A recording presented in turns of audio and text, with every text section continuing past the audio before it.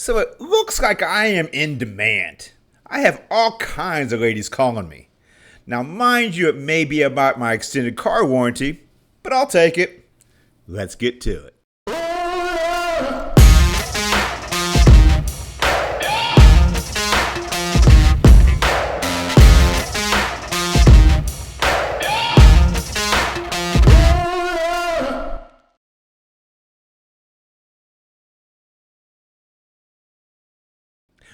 Welcome. Another fabulous episode of IBF On Demand. I'm your in-demand host. It is actually in the name. And you can find me at eric@ibf.org, eric@ibf.org. This is IBF On Demand. Thanks for the follows and subscribes. You can find us on LinkedIn, YouTube, Spotify, Apple, wherever you get your podcast. You can find this podcast as well. Please share with a friend as well, because we can grow our numbers. We're exceeded 7,000 now on YouTube. 2 times that are listening on other forums as well. So we'd love to have you and your colleagues be part of this as well. I want to thank Arkiva for driving business transformation by solving what others cannot. Thank you, Arkiva, a great sponsor. We do have some things coming up. We're going to be in Scottsdale probably the week this is airing. I'm going to be in Scottsdale, but we are going to be in Amsterdam as well in November. So for the European colleagues that are watching, listening, we're actually going to be coming across the pond to your neck of the woods in November. Check that out. It's going to be a great best of the best type of conference. We're going to talk about sales and operations planning, forecasting, predictive analytics, supply planning, and all of the above. I'm going to be there, and a lot of others are going to be there as well. So please check it out at ibf.org. Today, this is part 2 of the series of kind of diving into S&OP monthly cycle. Last one, actually, probably about a month ago, we had one on product reviews or product life cycle planning. This one is going to be on the demand planning. And real quick, I mentioned it then, I'll mention it now. We do have a free, love the cost of this, maturity model at ibf.org. You can check out the maturity model. It goes through actually the cycle, the different stages, people, process, technology, and you can self-assessment. You can rate yourself, see how you do against your peers, and what are best practices as well. It's a wonderful free maturity model. Check it out at ibf.org. Generally, when you Google S&OP, you look at S&OP, it comes up with this generic 5-step process. Data gathering, demand review, supply review, pre-S&OP executive review. Yeah, that's what you generally get. And the problem is people are lazy, and they pretty much just copy and paste that throughout the decades now. And that's what people anchor themselves on as the S&OP cycle. When you actually look at the S&OP cycle, though, and that's what we're doing through these series of podcasts right now. We're going to dive into the S&OP cycle. You see a little bit different picture. When you interview companies, when you do research, and you look at what exactly each step is, you get some nuances, you get some very similarities, but you get a little bit different picture of what they are. Right now, we see 4 basic elements of an S&OP cycle. Product review, which is what we talked about last time, which is really what was the brand strategy, is what came out of product review. Then we have our demand review, our supply review, and then executive review. And those are going to put us with 4 major steps of an S&OP cycle every month. After the product review then becomes our demand review. And that's the subject of our talk today, is talking about a demand review. And this is going to be our channel or customer strategy. That is ultimately what I'm looking for as an output to my demand review. The demand review, the large focus of most demand reviews, and rightfully so, I get that, is creating a forecast. And yes, that is a major output. A consensus forecast, bringing cross-functional teams together, bringing in input, absolutely. That is a major deliverable from a good demand review. But there's more. There's actually other parts of a demand review as well. Creating a strategy. A forecast can just be a number, but what we need out of product, supply, demand, executive, any of this S&OP process, what you need out of each step are strategies. a brand strategy. Now we're really looking at that customer or channel strategy. That's really what we have to kind of focus on, above and beyond just a number or a forecast coming out of these views. You have to develop a plan. It's not just a number, it's a plan. How are we going to achieve it? What are we doing? What is different? That is really what we're focused on. S&OP is a business process that aligns all functional areas around a unified set of assumptions for coordinated decision making. That's really the definition of what S&OP is. And each step in this process really amplifies that definition itself, including demand review. It's aligning all functional areas, unified set of assumption, coordinated decision making. If we're not making decisions in this, if we're not really driving to a strategy, and all we're doing is creating a forecast, you have part of a demand review, but you don't have the whole thing. A demand review is going to be a venue that analyzes the direction of the products and the market and customers, creates a roadmap that all departments of the organization will use to make decisions. It is ultimately that channel or customer strategy. It's developing a consensus plan, yes. A consensus forecast, absolutely. From internal, external inputs, incorporating everything we got from the product review, the new product introductions, end-of-life plans, and matching that against the targets and other plans, and then developing a plan or strategy to achieve them. That's really putting it all together. It's taken the strategy from the brand review, taken the strategy from the executive S&OP, the executive strategy, and then building on that with a channel strategy and can guides the supply and the company decisions. So the major inputs then we're looking for a demand review is going to be, number one, it's going to be that business strategy we just talked about. What is the executive strategy? What is my business model? What is that strategy? What is my product strategy? What is the brand strategy that we have? What are the supply plans we have? Now, we're not constraining ours, but we understand exactly what plans we have, marketing, all the plans that make up a business. What are those plans? We're going to be bringing in, obviously, statistical forecasts, assumptions, other inputs, relative inputs into a forecasting process. Anything that's going to improve my forecast. We're going to look at the current new products that are being introduced. We're going to look at end-of-life plans as well. And we're going to look at assumptions that we have or contributed to both those end-of-life and new product plans. So we understand what our portfolio is. We're going to look at customer market information, bring those in as well. And then we're going to have collaboration. Collaboration internally with our sales, with product, with marketing, with management. We're going to have collaboration.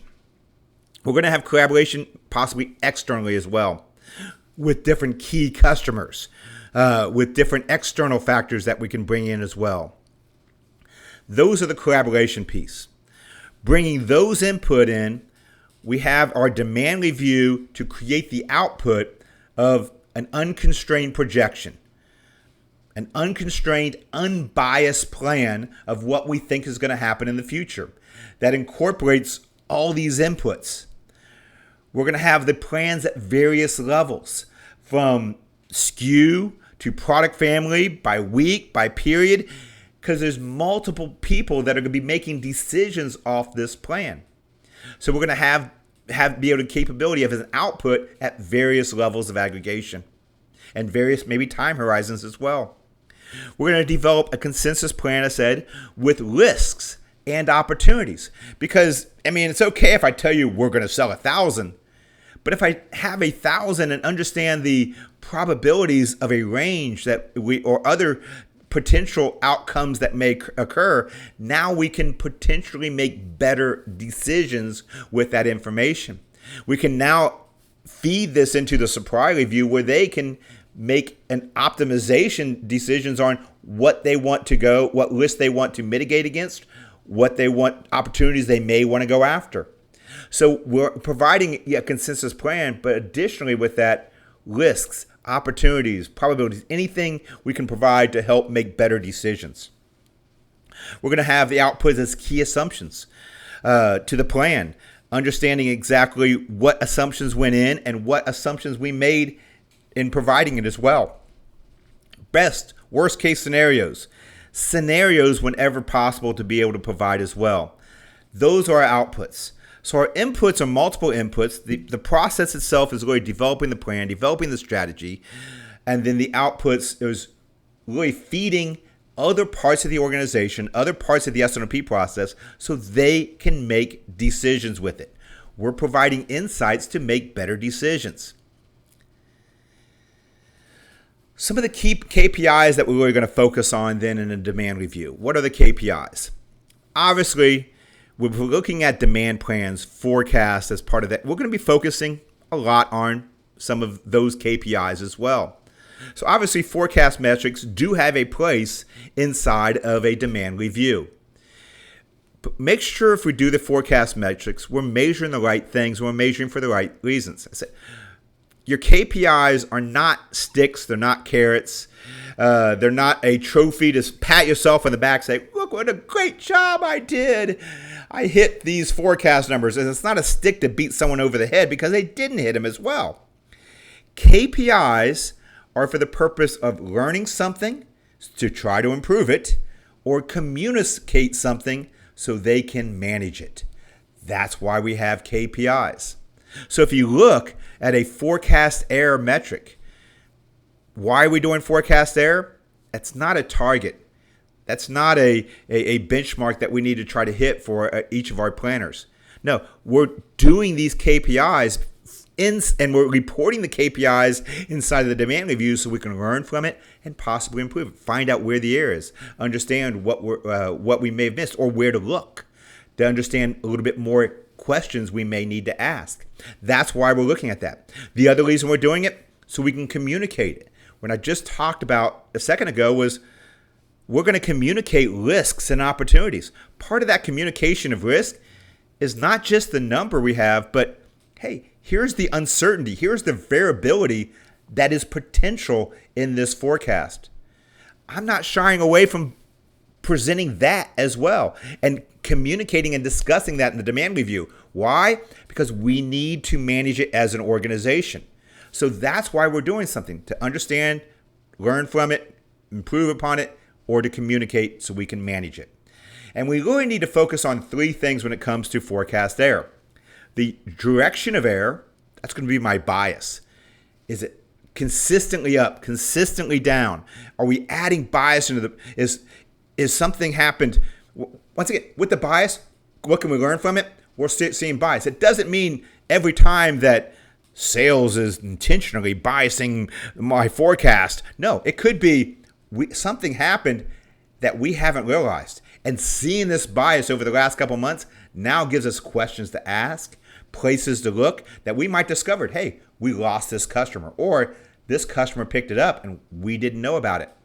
Those unintentional biases that show up, we're learning from it. So we're tracking the direction of our error. We're also tracking the magnitude of our error.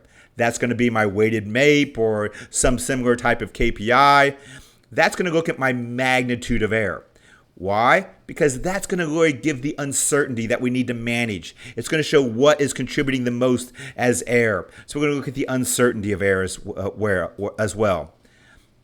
And that's the magnitude. Finally, we're going to want to look at the process itself.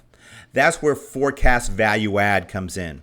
If we're looking at bringing in inputs, adding to a consensus forecast, are we improving upon what we started with? How do we know?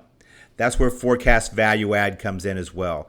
Great KPI to be able to measure the process inputs. You can look before and after you do something if it added value. And those, once again, can help me identify and learn from or communicate. We can't stop with just the forecast metrics. We got to be able to connect them to what is driving the business. So how does forecast really connect to customer-facing metrics like on time, in full, perfect order? How does it connect really to inventory, cash, inventory terms, days of service? How does it connect to my P&L, profitability, expediting that we're doing? We need to start bringing in some of those business level type of KPIs as well, and then understand how we connect to them so we understand we are driving business strategy. That was one of the inputs, cash, cost, service, for whichever one's the dominant one for your organization. The other things you're going to do inside your meeting then as well is you're going to be able to manage your inputs, manage overrides, drive to that consensus number as well.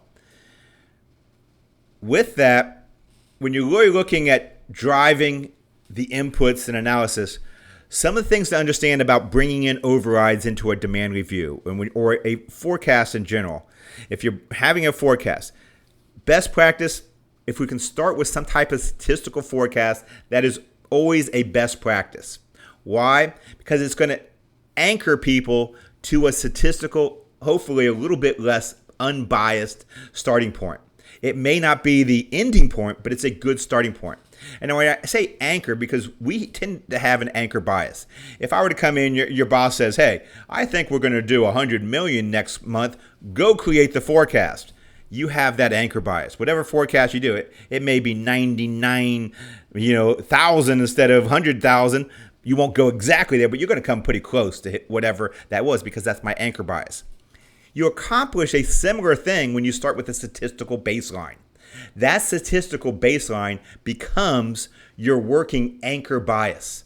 So as you add overrides to it, up, down, wherever, you now have, in essence, anchored yourself back to a starting point that is more generally unbiased. So you start with a statistical forecast, add in overrides. It could be analyst overrides, could be sales overrides, could be marketing overrides, and ultimately build to what a consensus number would be.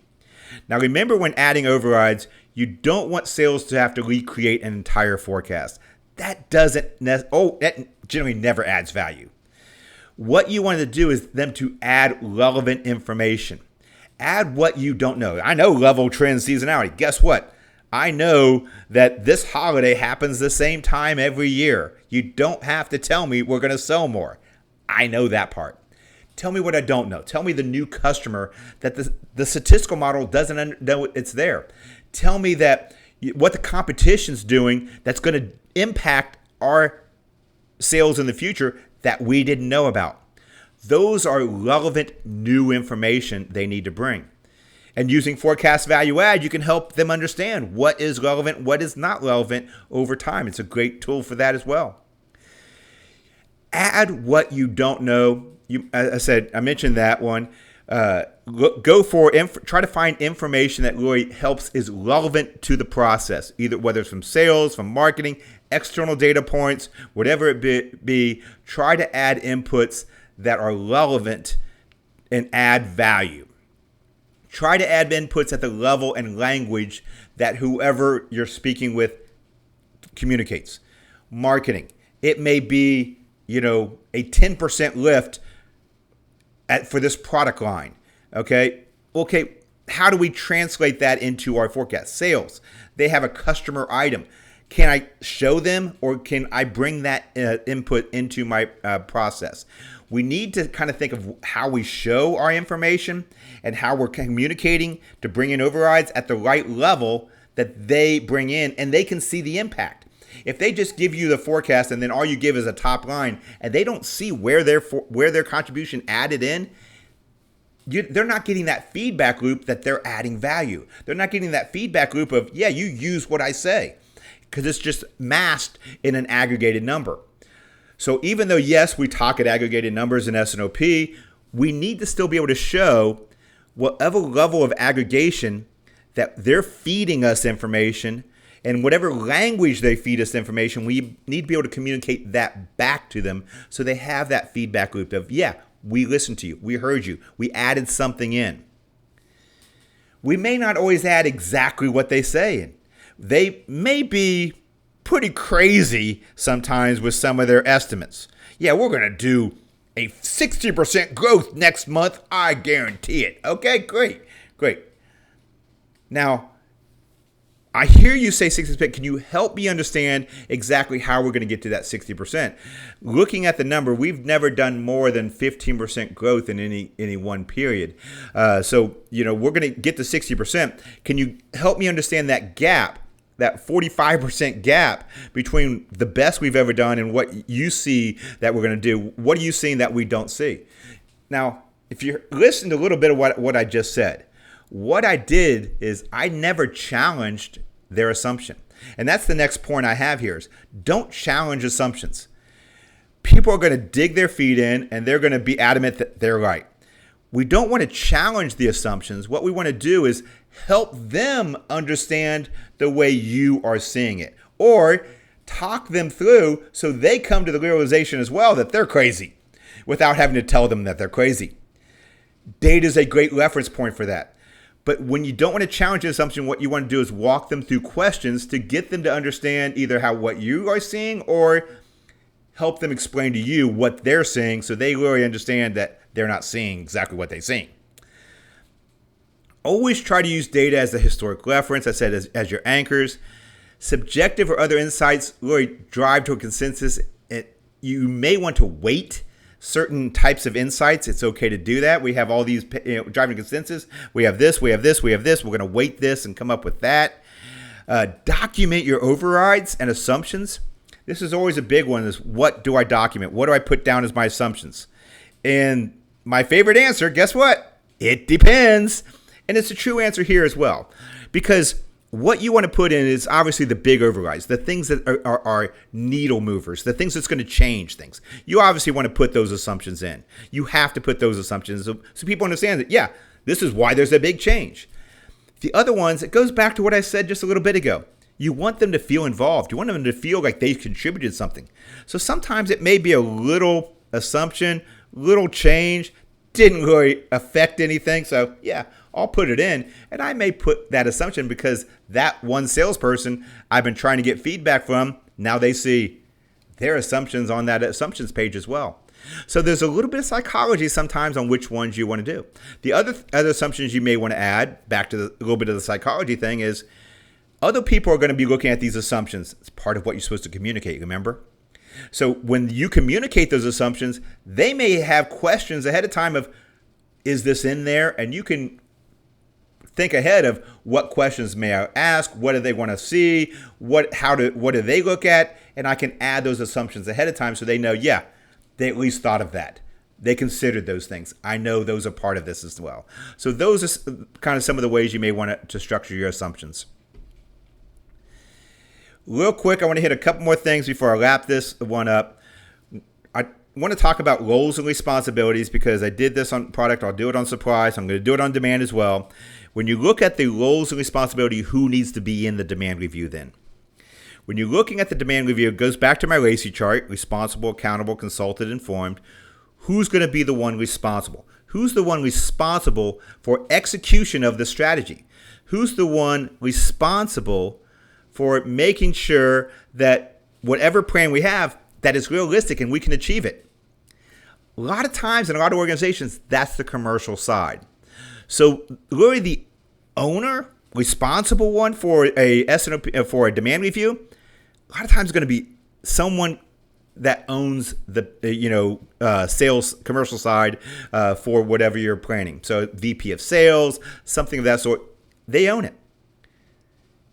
Who's going to be accountable? Who's the one that puts the plan together? Who's the one that can really have that unbiased third-party perspective for the company? That's going to be your demand planners. So they're the ones that's accountable for putting together the plan. Who's the consulted? Sales, marketing, product, all the other people from the commercial team. They're going to be consulted. Who's informed? Product, supply, finance. They're going to be the informed portion of it. So that's really who needs to be in my demand review. Once again, how many people? You probably want no more than a dozen people or so in the meetings in a demand review. That doesn't mean that those are the only inputs. There's a lot of other inputs that generally happen with demand review, much like a product review, much like a supply review. There's a lot of things that happen outside of the structured demand review that you have every period. there's a lot of other things that go on. There's going to be other customer meetings. There's going to be other sales meetings, other channel meetings that you are bringing together, that you're bringing this information, either a representative from that, or you're bringing that information into a consensus review for a demand review. So a demand review doesn't have to be all-encompassed. You're bringing in everyone at one time. Demand review is really developing that consensus to really drive to a single number, driving to a single customer and channel strategy. That's what you're trying to accomplish in your demand review. So there's maybe a lot of other outside reviews that occur leading into this. So ultimately, when you're looking at demand review, looking at consensus, I said, it's that single customer channel strategy. It's that unbiased one number that comes out of this as my forecast, with risks, with opportunities, with uncertainty that communicated as well. When you have that consensus, it holds everyone accountable to whatever the strategy is, what the plan is. So sales, sales, commercial side of it, are driving to understand how they can achieve it. It's a target that's achievable. You can communicate to operations something that is attainable. Everyone's on the same page. It holds everyone accountable for that number. It also helps you more likely unbiased and be more accurate than as well with a consensus plan as well, and improves accuracy. And finally, it's going to improve trust. If you're building a consensus plan, more people are going to trust that number. Sales are going to trust more the number that they're providing then. Operations is going to trust more the number that you give them. Having that consensus one number type of attitude helps drive more trust across the organization. It's all about collaboration. Consensus, collaboration. Collaboration. Demand review means an improved supply plan by bringing more people together on what exactly that demand plan is going to be. It enables you to overlay judgment and relevant inputs into the process because you're bringing in multiple relevant insights and people and functions to help contribute as well. And it's about transparency. It's really about sales and channel management not operating in silos. It's a realistic, complete view of your strategy and performance, including unbiased results, targets of what is achievable. It's transparency is the key as well. Well, that's a wrap for me. I'm going to go see if I have any new voicemails or texts. My name is Eric. You can find me at eric@ibf.org. That's eric@ibf.org. This is IBF On Demand. I want to thank Arkiva for driving business transformation by solving what others cannot. I mentioned I'm probably, when this is being shown, I'm in Scottsdale. So, hey, how you doing? But we're also going to be in Amsterdam in November. So check that conference out as well at ibf.org. If you like these S&OP, if you're really into S&OP, and that's the reason why you came to this podcast, because you Googled something and you found S&OP in the title, clickbait, found you. Besides that, we have a free maturity model. Check it out at ibf.org. The free maturity model talks about the cycle, talks about people process. It's a self-assessment. You can benchmark yourself against your peers, what are best practices. It's a wonderful, it's one of the best, and not just saying it, it's one of the best maturity models I've seen on the market because it is truly an unbiased third party based on research. It makes it unique. So go check that at ibf.org. Last thing, remember, good customer strategy. Don't forget, wash your hands.